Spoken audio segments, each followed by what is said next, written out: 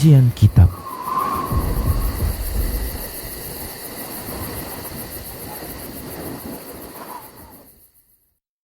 Bismillah. Assalamualaikum warahmatullahi wabarakatuh. Alhamdulillahirabbil alamin wassalatu wassalamu ala Rasulillah amma ba'd. Para pemirsa Rosyad TV yang kami cintai karena Allah, kita kembali di program Kajian Kitab, dan di pagi hari Selasa kita masih membahas kitab Mawaid As-Sahabah atau nasihat-nasihat para sahabat Nabi sallallahu alaihi wasallam. Dan alhamdulillah sudah tersambung bersama kita guru kita Ustadz Abu Fairuz Ahmad Ridwan hafizahullah taala, yang seperti biasa dalam beberapa waktu ke depan akan melanjutkan materi pembahasan kita di kitab yang kita bahas, dan kita masih pada bab nasihat Abu Bakar As-Siddiq radhiyallahu anhu. Melanjutkan pembahasan kita, dan kita himbau kembali, kita ingatkan kembali untuk meluruskan niat dalam menuntut ilmu, benar-benar mengharapkan wajah Allah dan mengangkat kebodohan dari diri kita. Dan kita lanjutkan Mawaid As-Sahabah. Silakan Ustaz. Bismillahirrahmanirrahim. Alhamdulillahirabbil alamin wa sallallahu wasallam wa barak ala abdihi wa rasulih Muhammadin wa ala alihi wa sahbihi ajma'in, amma ba'du. Rabbi shrah li sadri wa yassir li amri wa hlul 'uqdatam min lisani yafqahu qawli. Rabbi zidni ilma warzuqni fahma wa amalan mutaqabbala. Para pemirsa Rosyad TV dimanapun Anda berada, alhamdulillah pada kesempatan kali ini kita masih dapat diberikan Allah Subhanahu wa taala berbagai macam limpahan karunia nikmatnya, sehingga kita dapat kembali bertemu bertatap muka dalam kajian kitab ini. Dan insyaallah kita masih dalam penjelasan tentang Mawaid As-Sahabah, nasihat-nasihat para sahabat, dan kita masih pada poin nasihat Abu Bakar Siddiq radhiyallahu anhu ardhah. Kita kembali kepada kitab kita ini. Berkata Abu Bakar Siddiq rahimahullah tabaraka ta'ala, balagana annahu idza kana yaumul qiyamati nada munadin. Telah sampai kepada kita berita, khabar, bahwasanya kelak di hari kiamat akan diseru oleh seorang penyuruh, diperintahkan Allah untuk diseru. Aina ahlul afwi, manakah orang-orang yang dahulu di dunia mudah memberikan maaf? Fayukafi'uhumullahu ta'ala bima kana min afwihim 'anil nas, maka Allah memberikan bagi mereka balasan dengan sebab perbuatan mereka yang begitu mudah memaafkan manusia. Pemirsa yang dimuliakan oleh Allah Subhanahu wa taala, Abu Bakar Siddiq memberikan kepada kita wejangan, petuah, nasihat bahwasanya hendaklah setiap mukmin itu berusaha untuk menjadi ahlul afwi, orang-orang yang mudah memaafkan terhadap orang-orang yang menyakitinya, yang menzaliminya. Dan itu adalah merupakan akhlaknya para nabi, akhlakul anbiya. Allah Jalla wa Ala menyebutkan dalam Al-Qur'anul Karim tentang memaafkan ini dalam firman-Nya ketika menyebutkan ciri-ciri hamba-hamba Allah yang bertakwa. Wasari'u ila maghfiratin min rabbikum wa jannah, bergegaslah kalian menuju ampunan Tuhan kalian dan menuju surga yang luasnya arduha as-samawati wal ard, luas langit dan bumi, uiddat lil muttaqin, yang disiapkan bagi orang-orang bertakwa. Ciri-ciri orang bertakwa, kata Allah Subhanahu wa taala dalam ayat ini, alladzina yunfiquna fis sarra'i wad dharra wal kadhimin al ghaidha wal 'afina 'anil nas wallahu yuhibbul muhsinin. Mereka lah orang-orang yang senantiasa berinfak, bersedekah dalam segala keadaan, baik dalam keadaan senang maupun dalam keadaan susah. Wal kadhimin al ghaidha, mereka adalah orang-orang yang berupaya untuk menahan kemarahan padahal dia mampu melampiaskannya.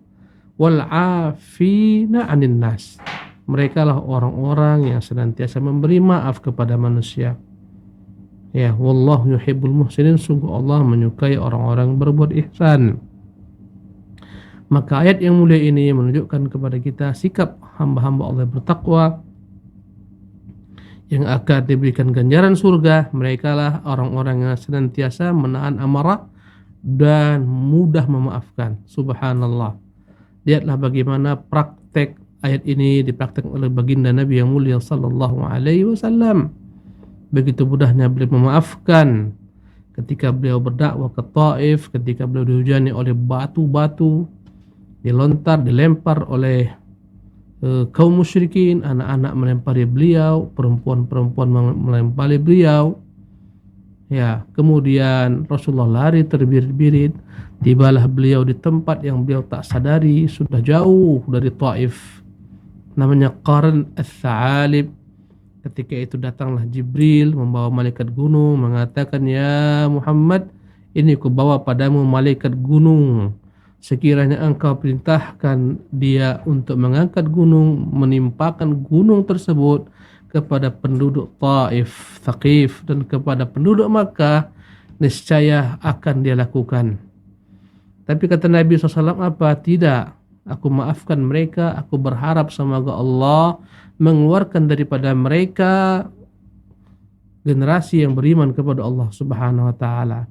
Beliau salawatu rabbi wa salamuhu mengusap darah yang membasahi kepala beliau, subhanallah, sambil berkata beliau mengatakan, "Rabbighfir liqaumi fa innahum la ya'lamun." Ya Allah, rahmatilah, ampunkanlah kaumku, sesungguhnya mereka tidak mengerti. Allahu akbar. Inilah rasa maaf, mempraktikkan firman Allah, wal afina 'anil nas. Beliau diusir salawatu rabbi wa salamu alaihi. Paman beliau Hamzah terbunuh, sahabat-sahabat beliau terbunuh. Ya, harta beliau semua dan harta para sahabat dikuasai penduduk Makkah dengan kezaliman. Bahkan mereka hampir-hampir membunuh Nabi sallallahu alaihi wasallam. Kalau bukan karena Allah menyelamatkan Nabi, niscaya terbunuhlah Nabi. Mereka mengepung rumah Nabi sallallahu alaihi wasallam. Ya. Akhirnya Nabi SAW tinggalkan kota Mekkah dalam keadaan sedih bersangatan. Beliau melihat kota Mekkah dari jauh sambil berkata, "Innaki la ahabbul biqa'i ilallah." Sesungguhnya engkaulah negeri yang paling Allah cintai. Laula anna ahluki akhrajuni ma kharajtu. Kalaulah bukan penduduk mengeluarkanku, mengusirku, niscaya aku tidak akan keluar daripadamu. Salawatu rabbi wa salamu alaihi. Tapi lihatlah, para pemirsa yang dimuliakan oleh Allah Subhanahu wa taala, ketika penaklukan kota Makkah, ketika Nabi datang dengan 10.000 pasukan, ya, ketika kaum Quraisy di bawah kaki Nabi SAW siap menerima keputusan Nabi SAW, ketika mereka menyerah, Nabi yang mulia SAW mengumpulkan semua tawanan-tawanan ini. Rasulullah berkata kepada mereka semuanya, "Ma taf'alu ma tadhunnuna anni fa'ilun bikum." Apakah kira-kira yang kalian pikirkan tentang putusan yang akan kuputuskan atas kalian? Apa kira-kira yang harus kulakukan kepada kalian? Subhanallah. Begitu jahatnya mereka kepada Nabi, mereka zalim kepada Nabi, kepada para sahabat, memaksa mereka untuk ikut agama yang sesat. Mereka melarang kaum muslimin ikut agama Muhammad, sehingga mereka ada yang terbunuh dan seterusnya. Peperangan demi peperangan, perang Khandaq. Mereka bersekutu dengan kaum Yahudi, Ghatafan, mengepung kota Madinah. Semua hal tersebut terbayang dalam benak mereka. Maka mereka begitu berharap kebaikan Nabi yang mulia SAW. Padahal jika Nabi katakan putuskan kepala mereka, semuanya diputuskan kepalanya. Subhanallah. Maka mereka mengenang kejahatan mereka. Mereka berharap kebaikan Nabi. Mereka pun mengatakan, "Ya Muhammad, ya, anta," kata mereka, "wahai Muhammad, sesungguhnya engkau adalah orang baik." Ya. Kata mereka, "Akhun karimun wa banu akhin karimin." Engkau adalah anak baik dan anak orang baik. Berkata Nabi kita yang mulia salawatu rabbi wa salamu alaihi, "Inni aqulu lakum kama qalat banu Israil limu, kama qalat ikhwatu Yusuf li Yusuf. Ya, kama qala Yusuf li ikhwatihi, la tathriba alaikumul yawm." Aku akan berkata kepada kalian sebagaimana Yusuf berkata kepada saudara-saudaranya yang menzaliminya, yang menyakitinya, yang membuangnya, yang mengusirnya sehingga jauh daripada keluarga, daripada sanak, dari ayah, dari ibu. Berkata Yusuf ketika menjadi pembesar kota Mesir, ketika mereka berharap kebaikan Yusuf alaihissalam, berkata Yusuf alaihissalam kepada mereka, La tathriba alaikumul yaum. Tidak ada balas dendam atas kalian hari ini. Demikian pula aku katakan kepada kalian, wahai ma'syar Quraisyin, la tathriba alaikumul yauma. Tidak ada hari ini balas dendam kepada kalian. Idhabu, pergilah kalian. Wa antumut tulaqa'u, kalian semuanya bebasku bebaskan. Inilah maaf dari Nabi yang mulia sallallahu alaihi wasallam. Begitu pemaafnya Nabi. Datang seseorang ketika Nabi sedang berbaring di bawah sebuah pohon kayu, dia gantungkan pedangnya. Orang Arab ini tiba-tiba mengambil pedang tersebut dan menghunusnya. Kemudian dia dekatkan ujung pedang ke dada Nabi SAW. Kemudian dia berkata, Man yamna'uka minni, siapa yang kira-kira mampu menahan pedang ini dariku untuk kutebaskan kepada dirimu. Nabi mengatakan Allah. Seketika dia gemetar sehingga jatuhlah pedangnya. Nabi kemudian mengangkat kembali pedang tersebut dan mengarahkan ke tubuhnya. Kata Nabi, Man yamna'uka minni, sekarang siapa yang kira-kira dapat menahan engkau daripada pedangku ini. Dengan keadaan terdesak dia mengatakan, Kun khaira akhirin, maafkan saya. Maka Nabi pun memaafkannya. Subhanallah. Nabi panggil sahabat-sahabatnya, orang ini mengambil pedangku dan ingin membunuhku. Diceritakan Nabi SAW kisahnya. Kemudian Rasulullah membebaskan beliau. Dan akhirnya beliau pun pergi meninggalkan Rasulullah sallallahu alaihi wasallam. Maaf, ya, begitu dahsyat maafnya Nabi SAW. Ya, ada seseorang ketika di Mekah begitu jahat kepada Nabi sampai-sampai dia meludahi Nabi sallallahu alaihi wasallam. Ketika penaklukan kota Mekah, ketika tertangkap penjahat-penjahat perang, Nabi telah mengomandokan ada beberapa orang dimanapun dapat dibunuh, darahnya dihalalkan Nabi SAW. Walaupun bergantung di kiswah Ka'bah, walaupun bergantung di kain Ka'bah, bunuh orang tersebut. Subhanallah. Ada sejumlah orang penjahat perang. Di antaranya adalah Ikrimah bin Abi Jahal. Ikrimah, ya, begitu jahatnya kepada Nabi SAW. Ya, maka di antara orang tersebut ada seseorang yang dahulu meludahi Nabi SAW. Ketika Nabi, ya, mendapatkan para tawanan tersebut, para penjahat perang, Nabi datang dengan pedangnya dan akan menghabisi orang ini. Tiba-tiba dia mengatakan, Asyhadu an la ilaha illallah wa annaka Rasulullah. Aku bersaksi tidak ada Tuhan yang hak kecuali Allah dan engkau Rasulullah. Maka seketika Nabi mengembalikan pedangnya ke dalam sarungnya dan duduk meninggalkan orang tersebut. Subhanallah. Inilah pemaafnya Nabi yang mulia, salawatu rabbi wa salamu alaihi. Dan Al-Quranul Karim banyak sekali memuji orang-orang yang mudah memberikan maaf. Allah Subhanahu wa taala berfirman, ya, dalam surat An-Nisa, in tubdu khairan aw tukhfuhu, jika kalian menampakkan kebaikan yang akan berbuat atau menyembunyikannya, aw ta'fu ansu, atau memberikan maaf kepada orang yang berbuat jelek kepada kalian, fa innallaha kana 'afuwan ghafur qadira, sesungguhnya Allah adalah Tuhan yang maha pengampun, maha pemaaf. Allah akan mudah memaafkan kalian. Allah Subhanahu wa taala maha kuasa. Allah membolehkan kita membalas kezaliman yang diperbuat kepada kita, dibolehkan. Kata Allah tabaraka taala sebagaimana termuat dalam surah An-Nahl, wa in aqabtum fa'aqibu bimithli ma 'uqibtum bih. Kalau sekiranya kalian itu dizalimi, kalian boleh membalas kezaliman seperti itu. Wala in sabartum, namun kalau kalian bersabar, lahu khairun lis-sabirin, tentunya sabar terlebih baik bagi orang-orang, ya, yang mampu bersabar. Kata Nabi, wala man sabara wa ghafara inna dzalika lamin azmil umur. Barang siapa dizalimi dia bersabar dan dia memaafkan, sesungguhnya itulah perkara yang paling sulit. Subhanallah. Kata Allah, wa in ta'fu wa tasfahu wa taghfiru, sekiranya kalian mudah memaafkan, mudah toleransi, ya, melupakan keburukan orang kepada kalian, memaafkan mereka, sesungguhnya Allah Tuhan Maha Pengampun lagi Maha Penyayang. Subhanallah. Pemirsa Rasyad TV dimuliakan oleh Allah Subhanahu wa taala. Ya, dan Nabi kita yang menjadi panduan kita juga menyebutkan dalam hadis-hadis beliau, Imam Muslim meriwayatkan, Rasulullah pernah bersabda, "Ma naqasat sadaqatun min mal." Tidak akan pernah berkurang harta gara-gara sedekah. Wa ma zadallahu 'abdan bi'afwin illa izza. Tidaklah ada seorang hamba, ya Allah akan tambahkan baginya kemuliaan dengan sebab dia mudah memaafkan.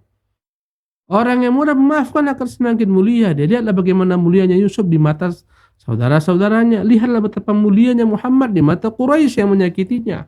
Apabila engkau memberikan maaf kepada orang yang menzalimimu padahal engkau mampu membalasnya, sungguh itu adalah merupakan kemuliaan bagimu, akan mengangkat derajatmu, engkau lebih tinggi daripada dia.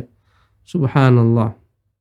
Ya, karena itulah kata Nabi SAW, wa ma zadallahu abdan bi'afwin illa izan. Tidaklah ada seorang hamba ya Allah tambahkan baginya kemuliaan kecuali dengan mudah memaafkan kepada manusia. Wa ma tawadha'a ahadun lillah illa rafa'ahu Allah. Tidaklah ada seseorang yang dia menghinakan dirinya, merendahkan dirinya untuk Allah Subhanahu wa taala, tidak sombong, dia menghinakan dirinya kepada Allah, merendahkan dirinya kepada Allah, kecuali Allah akan mengangkat derajatnya. Subhanallah. Pemirsa Rosyad TV dimuliakan oleh Allah Subhanahu wa taala.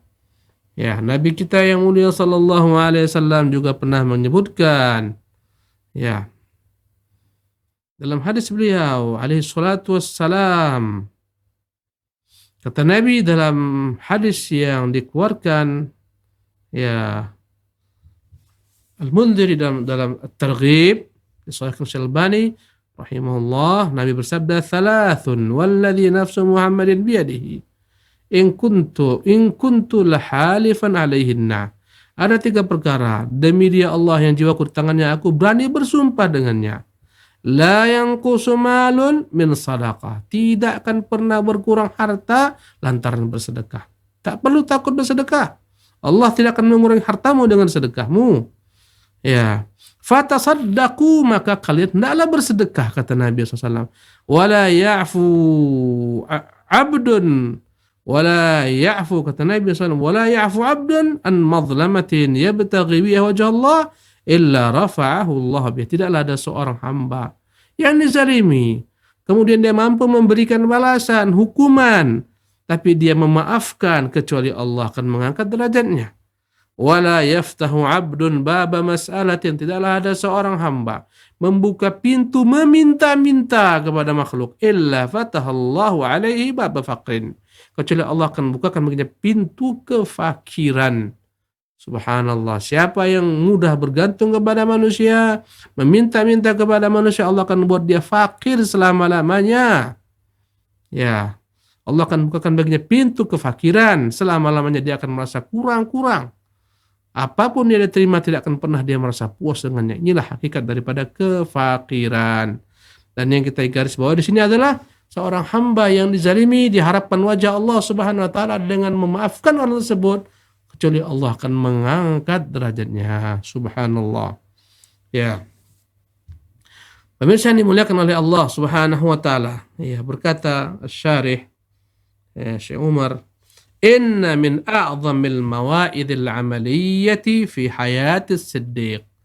Sesungguhnya min a'zamil mawa'idil 'amaliyyah fi hayatis siddiq, praktek ya nasihat yang diberikan Abu Bakar Siddiq dalam bentuk sikap dalam kehidupan beliau radhiyallahu anhu fi babil afi, dalam memaafkan manusia, annahu hina aqsama an yaqta'an nafaqata an ibni khalatihi bistah.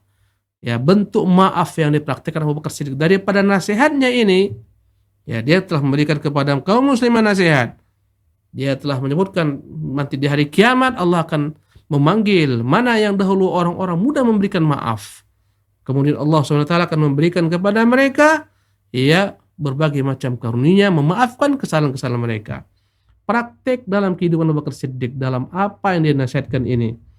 Suatu ketika sebagaimana terjadi dalam kisah hadithul ifki, ibunda kita Aisyah dalam satu peperangan, ya, ketika perang dari peperangan Muraisi, ketika singkat cerita kaum muslimin sedang berangkat pulang ke kota Madinah, ya, ketika itu mereka singgah satu tempat ya untuk beristirahat.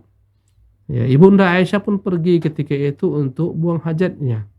Dia turun daripada untanya, keluar daripada sekedupnya. Subhanallah. Kemudian dia pun kembali. Ketika kembali dia meraba, ternyata kalung milik kakaknya Asma yang dihadiahkan kepadanya atau dipinjamkan kepadanya jatuh. Jadi itu kalung-kalung bersejarah, itu pemberian Khadijah kepada kakaknya Asma. Maka begitu gusarnya dia, seketika dia kembali ke tempat di mana dia pergi tadi buang hajat.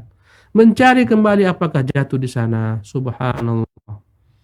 Ya, tatkala dia kembali, orang-orang mengira, ya, dan ketika dia pergi, pasukan Nabi SAW telah bersiap-siap untuk bertolak. Subhanallah. Mereka mengira ibunda sudah ada dalam sekedupnya di atas untanya. Berangkatlah mereka semua dengan unta-unta tersebut. Sementara dalam sekedup tersebut tak ada ibunda kita Aisyah radhiyallahu anha wa ardhaha. Ya, subhanallah. Dia kembali ke tempat, semua pasukan telah berangkat. Subhanallah. Akhirnya ibunda kita pun duduk di tempat tersebut. Dia tak pergi kemana-mana. Dalam pikirannya nanti ketika mereka sadar tak ada ibunda Aisyah, mereka akan datang menjemput ibunda kembali ke belakang. Qadarullah, setelah mereka bertolak, subhanallah, mereka belum juga sadar ibunda tak ada dalam sekedup di atas untanya. Ya, jauh sudah jaraknya, lewatlah dari arah belakang ibunda kita seorang laki-laki daripada pasukan kaum muslimin yang juga tertinggal karena hajatnya. Namanya adalah Sofwan ibnu Mu'attil. Tatkala dia ketika itu masih malam hari, dia melihat ada seonggok benda yang dia dekati, ternyata ibunda kita tertidur Aisyah radhiyallahu anha. Ketika dia dekat, maka dia melihat ibunda Aisyah, dan dia pernah melihat ibunda kita sebelum Allah wajibkan bagi si Nabi berhijab. Maka seketika dia pun beristirja, inna lillahi wa inna ilaihi raji'un. Seketika ibunda kita terbangun, tersadar, subhanallah. Maka tak ada di antara mereka pembicaraan. Dia persilakan ibunda kita naik ke atas untanya, dia menuntun di depan. Mereka pun berangkat menyusul rombongan Nabi. Ketika rombongan Nabi SAW telah duduk beristirahat satu tempat, datanglah mereka dari kejauhan. Ibunda kita di atas unta dipimpin oleh Sofwan. Maka berita itu membuat apa yang dilihat membuat Abdullah bin Ubay bin Salul, pemimpin kaum munafikin, menyebarkan berita, lihat istri Muhammad telah berselingkuh dengan seorang pasukan, dengan seorang laki-laki. Sehingga gegerlah di kota Madinah, dibawalah berita ini kemana-mana, tersebar berita kemana-mana ibunda kita berselingkuh, iyadzan billah. Dan di antara orang yang turut melariskan hal ini adalah sebagian sahabat Nabi, di antaranya Hamnah bintu Jahsyin. Hamnah ini adalah saudari daripada istri Nabi Zainab bintu Jahsyin. Ketika Rasulullah SAW selama 1 bulan, ketika sudah mendengar semua orang mengatakan demikian, Rasulullah pun bermusyawarah dengan keluarganya. Dia panggil Zainab, dia katakan, ya Zainab, menurutmu bagaimana Aisyah? Kata Zainab, aku tak mengetahui daripada istrimu Aisyah kecuali dia adalah seorang perempuan yang baik. Dipanggil pula ketika itu budaknya Aisyah dibebaskan, namanya Barirah. Ya Barirah, bagaimana tentang ibundamu ini? Kata Barirah, dia seorang baik, tapi dia kanak-kanak ya Rasulullah. Kadang-kadang andai kata dia menyemur gandum, dia lupa, ya dimakan oleh burung-burung. Hanya itu ya Rasulullah. Dia kumpulkan keluarganya bertanya tentang Aisyah. Kata Nabi, aku pun tak yakin istriku berbuat selingkuh, tapi telah tersebar berita. Di antara yang menyebarkan adalah ibnu khalatihi, anak bibinya sendiri yang bernama Mistah bin Utsatsah, turut menyebarkan berita ini, la ilaha illallah. Padahal ini kerabatnya, seharusnya dia membela, ya bahkan dia turut menyebarkan. Subhanallah. Ya, ba'daan jara lisanu bima qalati ahli ifki, setelah dia menyebarkan berita tentang kedustaan ini dari para pendusta. Maka 1 bulan penuh ibunda kita dalam keadaan bersedih, bahkan dia terus menangis. Subhanallah. Sebelumnya ibunda kita tak pernah tahu apa yang dikatakan manusia di luar rumah. Suatu hari dia pergi dengan ummunya Mistah, ibundanya Mistah, ya, berangkat untuk sebagaimana kebiasaan mereka, pergi untuk buang hajat, pergi mereka menjauh dari. Kemudian tergelincirlah ketika itu ibunya Mistah. Seketika dia pun mengatakan, celakalah engkau Mistah. Maka ibunda kita mengatakan, wahai ibunda, wahai ibunya Mistah, mengapa kau sumpah anakmu? Mengapa kau katakan celaka? Kata ibunya, tidakkah kau tahu apa yang dikatakan manusia? Ibunda kita mengatakan tidak tahu. Sesungguhnya manusia mengatakan tentangmu begini, engkau berselingkuh. Anakku Mistah turut menyebarkan berita ini. Subhanallah, barulah tahu ibunda kita apa yang terjadi sebenarnya. Barulah dia paham bagaimana melihat sikap Nabi yang berubah dingin kepadanya. Setelah tahu, dia pun langsung sakit, minta izin kepada Nabi SAW untuk dirawat di rumah ayah ibunya Abu Bakar Siddiq, ya, dan ibunya. Ketika itu, subhanallah, Nabi SAW tidak turun-turun wahyu selama 1 bulan. Datanglah Nabi yang mulia SAW kepada ibunda kita, di sana ada Bakar, ayahnya dan ibunya. Ya, maka berkata Rasulullah, wahai Aisyah, apa yang telah tersebar ini di tengah-tengah manusia? Kira-kira apa tanggapanmu? Apakah benar engkau melakukan hal demikian? Maka semakin dahsyat ya tangisan ibunda kita meledak-ledak. Dia katakan kepadanya Bakar Siddiq, ya Abi, ya Abati, ajib Rasulullah. Tolong jawablah apa yang ditanyakan Rasulullah. Abu Bakar yakin anaknya tak akan pernah berbuat hal tersebut. Mustahil. Tapi dia tak tahu perkara gaib, dia pun terdiam. Dia katakan kepada putrinya, apa yang harus kukatakan kepada Rasulullah? Kembali dia katakan kepada ibunya, wahai ibunda, jawablah Rasulullah. Kembali ibundanya mengatakan, apa yang harus kujawab dengan Rasulullah? Padahal mereka yakin tak akan mungkin putrinya berbuat demikian. Subhanallah. Kata ibunda kita, aku begitu dalam keadaan terjepit, tersudut. Sulit aku mengatakan sesuatu perkara. Andai kataku katakan aku tidak melakukannya, kalian tak percaya karena telah terikat apa yang tersebar di luar rumah ini dalam dada-dada kalian. Kalau aku katakan aku melakukannya, demi Allah, aku tak pernah berpikir untuk melakukan hal demikian. Subhanallah. Aku hanya bisa mengatakan kepada kalian sebagaimana apa yang dikatakan oleh bapaknya Yusuf. Ya. Tatkala kehilangan putranya, sabrun jamil, wallahul musta'anu ala ma tasifun. Kesabaran jualah sebaik-baik sikap. Sesungguhnya Allah lebih mengetahui apa yang kalian tuduhkan kepadaku. Subhanallah. Dalam kondisi demikian turunlah ayat membersihkan ibunda kita dalam surat yang dibaca selama-lamanya dalam Quran. Turunlah surat An-Nur. Ya. Bagaimana Allah mewajibkan orang yang menuduh orang berzina mendatangkan persaksi. Allah sucikan ibunda kita di atas langit ke-7. Kata ibunda Aisyah, aku yakin Allah akan menolongku. Tapi aku tak pernah yakin pertolongan tersebut dalam bentuk wahyu yang diturunkan dibaca dalam Quran selama-lamanya. Sungguh diriku kuanggap begitu hina untuk dibacakan oleh Allah SWT tentangku wahyu yang dibaca selama-lamanya. Aku hanya mengira akan diberitahukan melalui Jibril ke dada Rasulullah SAW. Subhanallah. Setelah itu tahulah Rasulullah dia suci.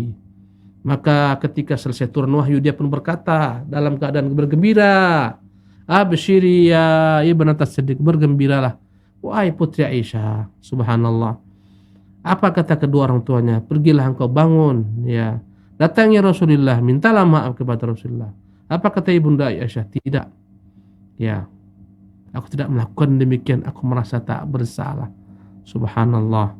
Maka setelah itu Rasulullah SAW bacakan ayat ini kepada manusia. Dan diantara orang yang menyebarkan isu ini adalah ya anak daripada bibi Abu Bakar Siddiq yang bernama Mistah bin Utsatsa. Maka dia begitu marah kepada Mistah. Mistah ini dia beri nafkah, dia yang memberi makan, minum, pakaian, tempat tinggal, tapi malah dia turut menyebarkan berita jelek ini di tengah-tengah manusia. Maka dia bersumpah demi Allah, kata Abu Bakar Siddiq, aku akan memutuskan subsidi untukmu, tidak aku berikan apapun lagi kepadamu. Subhanallah. Karena marahnya Abu Bakar Siddiq, seketika itu turunlah ayat membimbing Abu Bakar Siddiq. Allah Subhanahu wa taala turunkan ayatnya yang mulia dalam surah An-Nur ayat 22. Allah mengatakan wala ya'tali ulul fadli minkum, janganlah orang yang memiliki kelebihan di antara kalian bersumpah wassa'a, memiliki keluasan rezeki, an yu'tul qurba, berjanji tidak lagi memberi subsidi kepada kerabat dekatnya, wal masakin, kepada orang-orang miskin, wal muhajirin, kepada orang-orang muhajirin fisabilillah yang mereka berhijrah Allah Subhanahu wa taala, wal ya'fu, hendaklah mereka maafkan, wal yasfahu, hendaklah mereka ya berikan bagi mereka uzur. Kata Allah, ala tuhibbuna an yaghfirallahu lakum, tidakkah kalian mau Allah mengampuni dosa-dosa kalian, Wallahu ghafurur rahim. Allah Maha Pengampun lagi Maha Penyayang. Ketika turun ayat ini, seketika Abu Bakar Siddiq menebus sumpahnya, membayar kafarat sumpahnya, dia kembali memberikan nafkah kepada Mistah. Dia katakan, "Bala ya Rabb, aku ingin akan kau ampunkan dosa-dosaku." Subhanallah. Dia maafkan segala macam kejelekan diperbuat oleh Mistah. Allahu Akbar. Inilah namanya sikap orang-orang besar, memaafkan orang-orang yang salah, yang bersalah. Subhanallah. Demikian kita dalam kehidupan sehari-hari. Apabila kita terlampau ketat terhadap istri-istri kita, terhadap anak-anak kita, maka kita akan sulit untuk dapat menerima kekurangan mereka. Muncullah kemarahan, muncullah perceraian. Subhanallah. Karena itulah perhatikan dalam Al-Quran Allah mengatakan, "Inna min azwajikum wa auladikum aduwwan lakum." Di antara sisi kalian, anak-anak kalian ada yang menjadi musuh-musuh kalian. Wa in ta'fu wa tasfihu wa taghfiru. Wa in ta'fu wa tasfihu wa taghfiru fa innallaha ghafurur rahim. Tapi jika kalian memberikan maaf kepada mereka dengan kesalahan mereka, mengampunkan kesalahan-kesalahan mereka, ya, sesungguhnya Allah Maha Pengampun lagi Maha Penyayang. Allahu Akbar. Seorang suami yang baik adalah yang mudah memaafkan ketergencian keluarganya, istrinya, anaknya. Andai kata semua kesalahan dia tuntut, niscaya tidak akan pernah dia dapat hidup dengan mereka selama-lamanya. Subhanallah. Inilah praktek Abu Bakar Siddiq daripada apa yang dia nasihatkan kepada kita. Ya, turunlah ayat tadi. Maka seketika Abu Bakar Siddiq mengatakan, "Bala wallah, aku bersumpah demi Allah." Thumma a'adan nafaqata ila Mistah. Kembali Abu Bakar Siddiq memberikan bantuan subsidi bulanan kepada Mistah. Subhanallah. Hina nata'ammalu hadzal mawqifa fa innaka satajidu liqaulihi hadza mawqi'an 'aziman. Ketika engkau perhatikan bagaimana praktek langsung daripada apa yang disampaikan Abu Bakar Siddiq ini dalam perkara mudah memberikan maaf, engkau akan mendapati benar-benar pesan yang begitu agung. Akan kau dapat dalam hatimu pembenaran atas apa yang dia katakan. Pemirsa yang dimuliakan oleh Allah Subhanahu wa taala. Demikianlah materi yang dapat kita sajikan pada kesempatan siang yang penuh keberkahan ini. Insyaallah taala kita akan berjumpa dengan nasihat Abu Bakar lainnya di kesempatan yang akan datang. Subhanakallah bihamdika wa asyhadu an la ilaha illa anta astaghfiruka wa atubu ilaik. Kita kembalikan kepada pembawa acara kita. Tafadhal ya akhi Husnul. Baik Ustaz, jazakumullah khairan Ustaz atas pemaparan materinya, dan para pemirsa Rosyad TV dimanapun Anda berada yang mau bergabung bersama kita di kajian kitab pagi ini, kita persilahkan bisa melalui line interaktif kita di nomor 0822 88 88 6630, atau juga bisa melalui pesan WhatsApp, juga bisa melalui komentar di kolom komentar platform media sosial kita yang melakukan live streaming. Dan sudah ada pertanyaan yang masuk melalui WhatsApp-nya Rosyad TV, Ustaz, kita bacakan Ustaz. Assalamualaikum Ustaz, ada anak teman anak sekolah di Yaman Malaka, katanya kuliah, tapi anak lihat anak ini cium kuburan di Yaman Malaka, katanya sunnah. Kuliah apa ini Ustaz, kalau boleh anak infonya? Silakan Ustaz. Bismillah, alhamdulillah. Mungkin bukan Malaka tapi Mukalla. Ya. Ada anak yang belajar di Yaman, kemudian salah mengambil guru tentunya. Ya, mencium kuburan, mengharapkan keberkahan kepada kuburan. Ya, tentunya kita harus pastikan bahwasanya negeri Arab itu tidaklah bisa mensucikan manusia. Jangankan Yaman, bahkan Makkah pun tidak bisa membersihkan manusia. Yang namanya orang tersesat ada saja. Ya, sebagaimana ada ulama-ulama yang di atas sunnah, ada juga ulama-ulama yang mengajak manusia kepada bid'ah. Bukan hanya di kota Yaman, bahkan mungkin juga di Mekah. Dan kita ketahui ada orang-orang semacam ini. Mereka juga punya murid-murid, ya subhanallah. Oleh karena itu kita katakan, hendaklah kita benar-benar pastikan di mana anak-anak kita belajar. Ya, Yaman terkenal dengan Syiahnya. Sana ada Syiah Zaidiyah, bahkan sekarang sudah menjadi Rafidhah. Juga di sana ada orang-orang sufinya, bahkan besar tempatnya sana, markaznya. Sebagaimana kita ketahui, Al-Quburiyun itu identik dengan kaum sufi yang mengkultuskan kuburan, mengagungkan kuburan. Ya, yang mengambil berkah daripada tanah kuburan. Ya, berarti anak ini adalah anak yang salah dalam mengambil guru. Maka bagi orang yang memiliki wewenang, orang tuanya dan semacamnya hendaklah memberitahukan kepada anak ini, memindahkannya kepada tempat yang sunnah. Wallahu tabaraka wa ta'ala a'lam.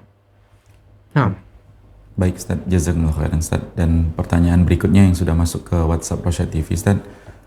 Ustaz, apakah memaafkan sikap atau perilaku istri yang tidak kita sukai termasuk ke dalam faedah nasihat Abu Bakar As-Siddiq Ustaz? Silakan Ustaz. Ya, bismillah walhamdulillah ba'du. Sebagaimana tadi saya telah katakan, tidak bisa kita ingin segala sesuatu itu ideal. Istri kita tak pernah keliru, istri tak pernah salah, anak-anak tak pernah keliru, tak pernah salah. Mustahil hal ini terjadi. Selama kita memang hidup di dunia ini penuh dengan segala macam kotoran-kotoran. Ya, hendaklah kita memaafkan mereka, keliru mereka selama memang dapat ditoleransi, ditolerir. Itulah perintah agama. Andai kata kita ngotot ingin sempurna, mustahil. Istri kita itu bukan dari surga. Kita juga bukan sempurna, kita juga lalai, kita juga salah, kita juga keliru.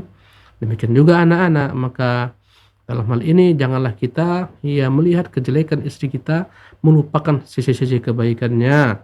Kata Nabi kita, la yafruqu mu'minun mu'minatan, janganlah seorang laki-laki mukmin itu begitu cepat mencela istrinya yang mukminah. In radiya minha khuluq, in sakhita minha khuluqan, radiya minha khuluqan akhar. Jika dia tak suka pada satu perangai istrinya, mungkin perangai yang lain dia sukai.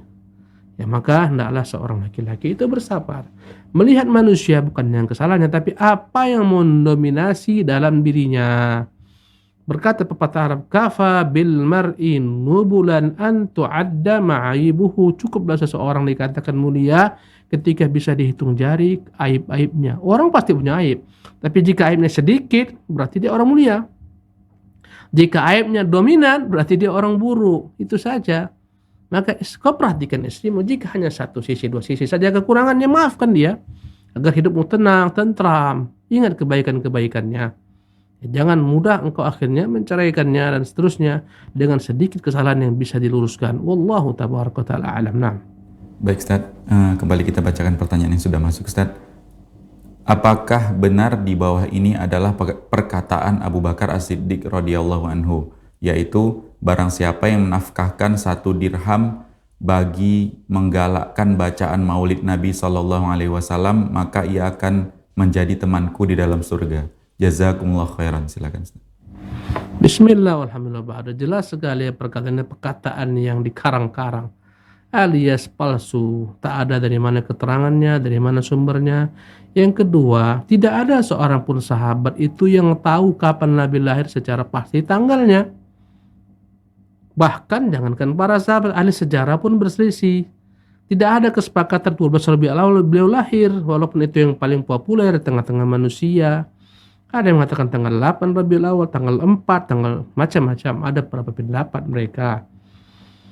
Jadi bagaimana pula Abu Bakar Siddiq mengatakan tentang peringatan Maulid Nabi, subhanallah, memberikan sedirham dalam rangka memperingati Maulid Nabi. Dia sendiri Abu Bakar Siddiq tidak pernah memperingati Maulid Nabi SAW.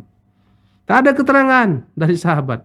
Tidak Abu Bakar, tidak Umar, tidak Utsman, tidak Ali, padahal mereka orang yang paling cinta dengan Rasulullah.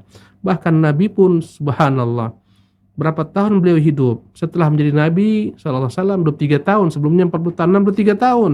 Tidak pernah Rasulullah SAW setelah menjadi Nabi menyuruh orang untuk memperingati kelahirannya, tak pernah ada. Padahal dia seorang Nabi, subhanallah. Oleh karena itulah jelas ini adalah merupakan perkara dusta yang didustakan Abu Bakar Siddiq. Mustahil dia mengatakan demikian.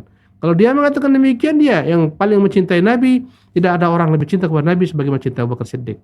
Bahkan tidak ada orang yang muka bumi yang lebih dicintai Nabi daripada cinta Nabi kepada Abu Bakar Siddiq.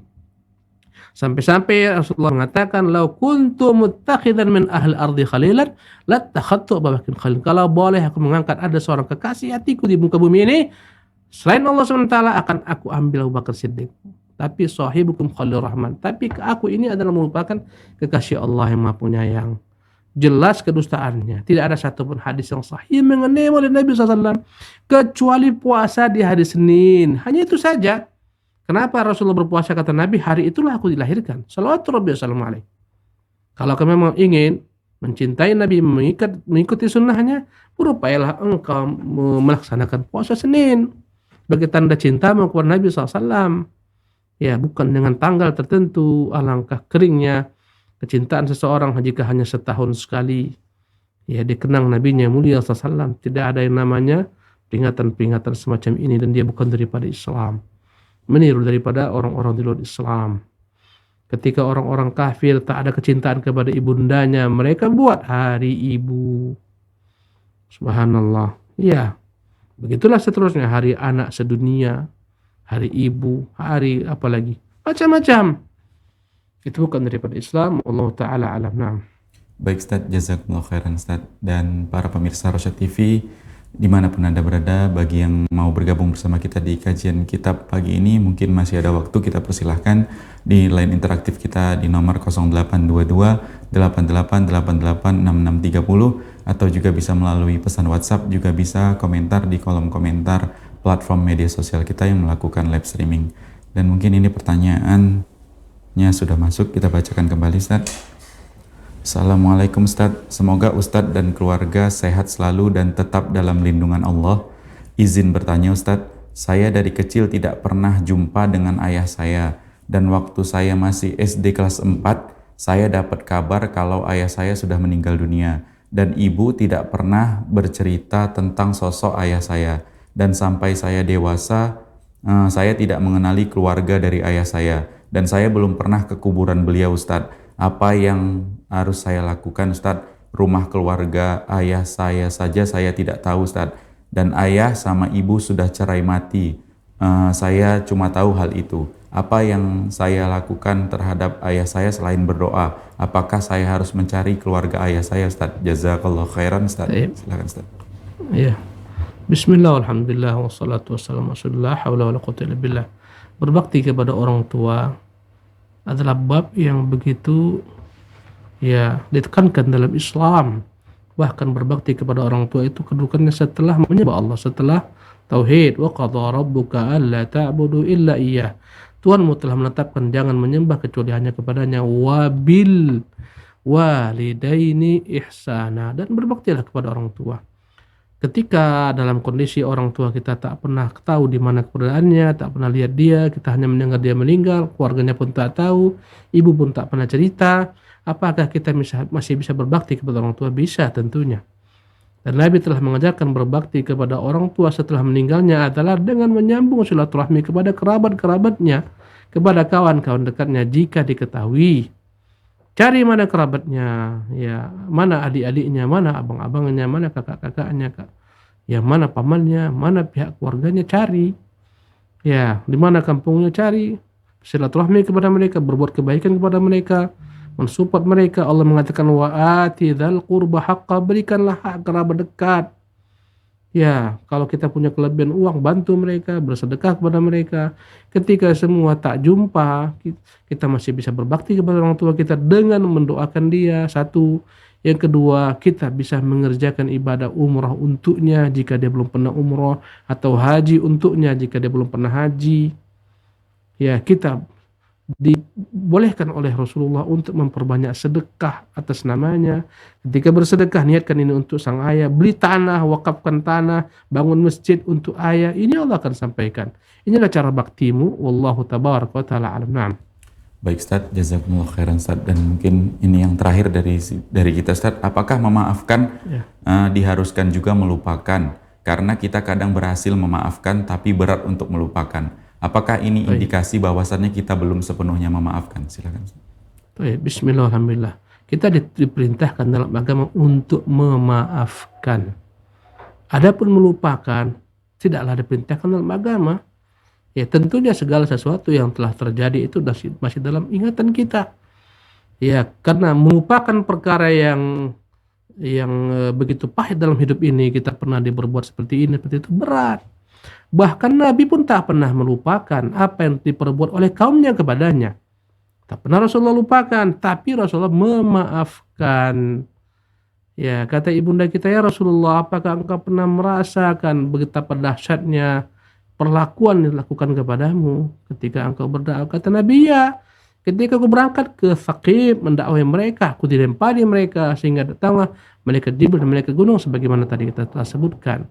Maka tak ada kewajiban melupakan, tapi memaafkan. Dan itu pun bukanlah kewajiban memaafkan. Andai kata engkau dizalimi orang, kau boleh membalas. Tapi ketika engkau maafkan, inilah merupakan tingkat tertinggi daripada keimanan. Wallahu tabaraka wa ta'ala alam. Demikian kajian kita pada kesempatan kali ini. Semoga Allah mudahkan untuk berjumpa di kesempatan lainnya. Wa sallallahu wasallam ala nabiyina Muhammadin wa akhir da'wana anil hamdulillahi rabbil alamin. Wassalamualaikum warahmatullahi wabarakatuh. Waalaikumsalam warahmatullahi wabarakatuh. Baik Ustadz, jazakumullah khairan Ustadz atas penjelasan, bimbingan dan arahannya. Dan para pemirsa Rosyad TV dimanapun Anda berada, dengan demikian berakhir sudah kajian kitab kita pagi ini, dan kita insya Allah akan ketemu lagi di pertemuan selanjutnya masih membahas kitab Mawaid As-Sahabah atau nasihat-nasihat para sahabat Nabi SAW, dan kita masih di nasihatnya Abu Bakar As-Siddiq radhiyallahu anhu. Lebih dan kurang kami mohon maaf atas segala kekurangannya, dan apa yang kita sajikan pagi ini mudah-mudahan bermanfaat tentunya untuk kami di sini, juga untuk Anda dimanapun Anda berada. Mewakili kru yang bertugas kami pamit, kita tutup dengan doa kafaratul majelis. Subhanakallahumma wa bihamdika asyhadu an la ilaha illa anta astaghfiruka wa atubu ilaik. Assalamualaikum warahmatullahi wabarakatuh.